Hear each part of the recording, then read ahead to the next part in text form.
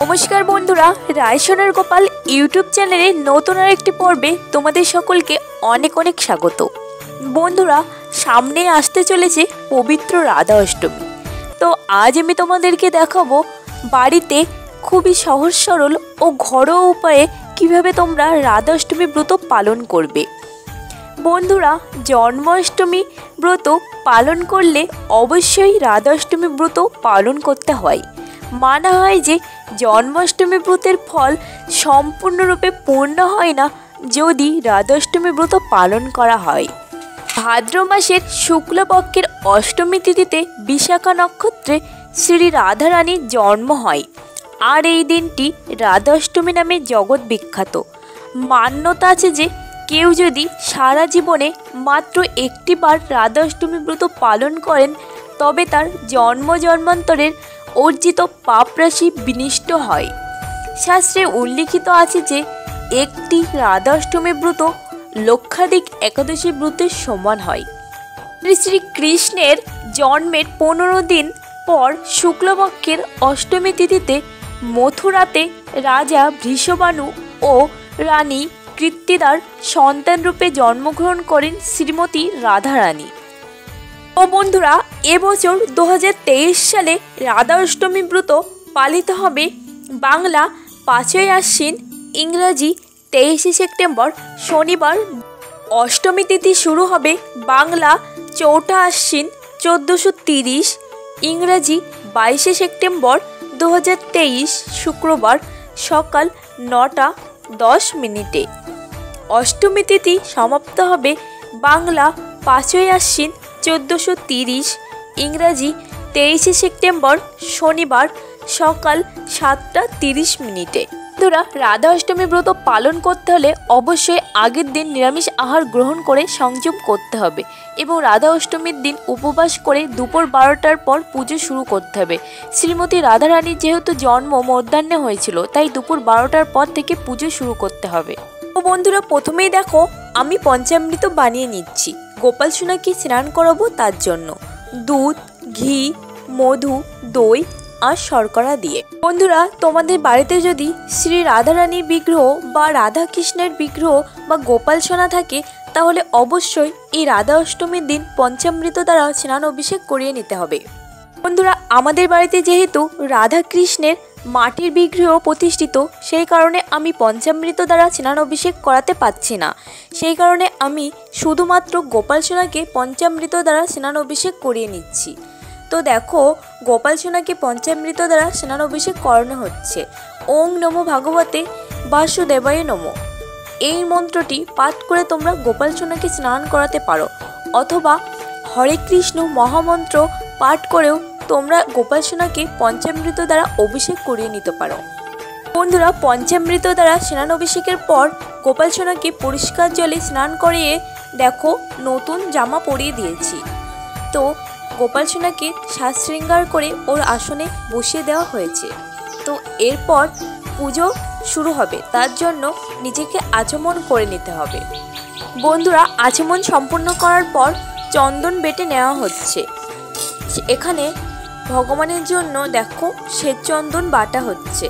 তো চন্দন বেটে একটি কাঁসার থালায় তুলে নেওয়া হয়েছে এবং পুজোর জন্য যে সমস্ত ফুল, তুলসী পাতা, তুলসী দল, ফুলের মালা নেওয়া হয়েছে সমস্ত কিছুতে চন্দন এবং গঙ্গা জল ছিটিয়ে দেওয়া হলো। এরপর গোপাল সোনাকে চন্দনের তিলক পরিয়ে দেওয়া হচ্ছে। ওং নমো ভগবতে বাসুদেবায় নমঃ। এরপর শ্রী রাধা কৃষ্ণের প্রতিষ্ঠিত ঘটে চন্দন দেওয়া হচ্ছে এবং প্রথমে ঘটে পুজো করতে হবে। তার জন্য দেখো ঘটের উপর তুলসী পাতা, তুলসী দল এবং পুষ্প দেওয়া হচ্ছে। ওং নমো ভগবতে বাসুদেবায় নমঃ। বন্ধুরা, ঘটে পুজো করার পর প্রথমে শ্রীকৃষ্ণের চরণ যুগলি চন্দন সহযোগে তুলসী পাতা ও ফুল নিবেদন করতে হবে। ওং নমো ভগবতে বাসুদেবায় নমঃ। কৃষ্ণায় বাসুদেবায় দৈবকী নন্দনায় চ প্রণত ক্লেশ নাশায় গোবিন্দায় নমো নমঃ। হে কৃষ্ণ করুণা সিন্ধু দীনবন্ধু জগৎপতে গোপীশা গোপিকা কান্ত রাধাকান্ত নমস্তুতে নমো নমঃ। পর রাধারানীর চরণে পুষ্প নিয়ে 3বার পুষ্পাঞ্জলি দিয়ে নেব। কৃষ্ণ দ্রবময়ী রাধা, রাধা দ্রবময় কৃষ্ণ, জীবনে নিধনে শ্রী রাধা কৃষ্ণ গতির মর্ম। কৃষ্ণ প্রাণময়ী রাধা, রাধা প্রাণময় কৃষ্ণ, জীবনে ধনে নিত্যম রাধা কৃষ্ণ গতির মর্ম। পর শ্রীমতী রাধারানীর প্রণাম মন্ত্র পাঠ করে নেব। তপ্ত কাঞ্চন গৌরাঙ্গী রাধে, বৃন্দাবনেশ্বরী বৃষবানু সুতে দেবী তাং প্রণামী হরিপ্রিয়ে। জয় রাধা মাধব, জয় রাধা মাধব, জয় রাধা মাধব।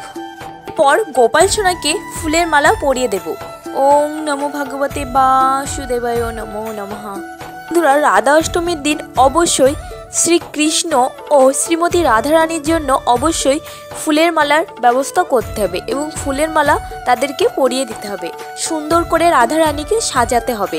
রাধারানীর প্রিয় পদ্ম ফুল রাধারানীকে নিবেদন করতে হবে। বন্ধুরা, তোমাদের বাড়িতে যদি রাধারানীর বিগ্রহ বা আলেখ্য না থাকে তাহলে এই দিন তোমরা গোপাল সোনাকে, আমাদের ছোট্ট লাড্ডু সোনাকে রাধা সাজিয়েও পুজো করে নিতে পারো।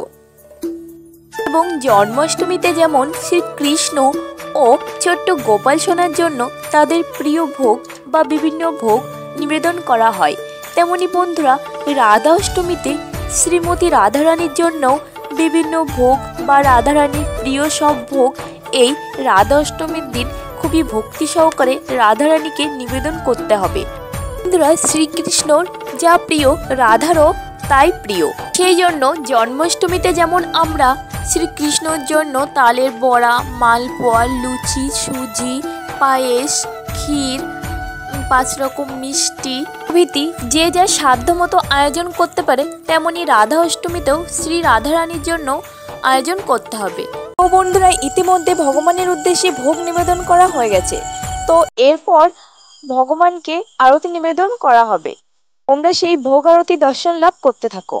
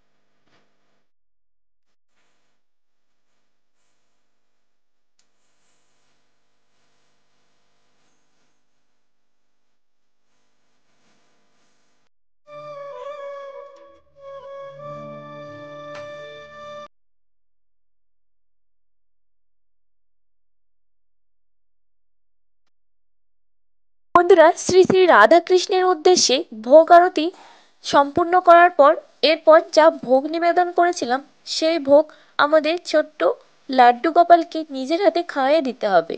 লাড্ডু গোপাল তো খুবই ছোট, সেই কারণে গোপাল সোনাকে অল্প করে নিজের হাতে খাইয়ে দিতে হবে। তারপর কিছুক্ষণের জন্য আমরা বাইরে চলে যাব। ততক্ষণে গোপাল সোনা এবং রাধাকৃষ্ণ সমস্ত ভোগ গ্রহণ করবেন।